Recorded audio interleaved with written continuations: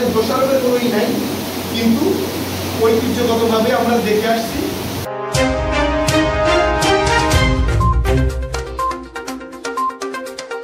অপরূপ TV online.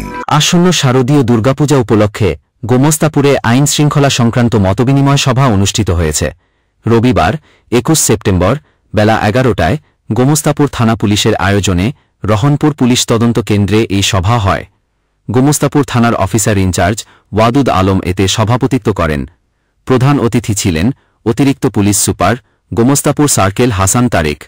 বিশেষ অতিথি হিসেবে ছিলেন রহনপুর পুলিশ তদন্ত কেন্দ্রের অফিসার ইনচার্জ ফরিদুজ্জামান, বাংলাদেশ পূজা উদযাপন পরিষদ গোমস্তাপুর উপজেলার সভাপতি শচীনদেব বর্মন এবং সাধারণ সম্পাদক সুমন সাহা। এছাড়াও সাংবাদিক এবং বিভিন্ন মন্দির কমিটির কর্মকর্তারাও উপস্থিত ছিলেন। সভায় জানানো হয়েছে যে দুর্গাপূজা শান্তিপূর্ণভাবে সম্পন্ন করতে পুলিশ নানা পদক্ষেপ নিচ্ছে।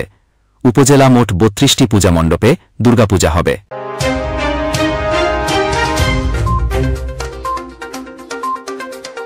অপরূপ টিভি অনলাইন।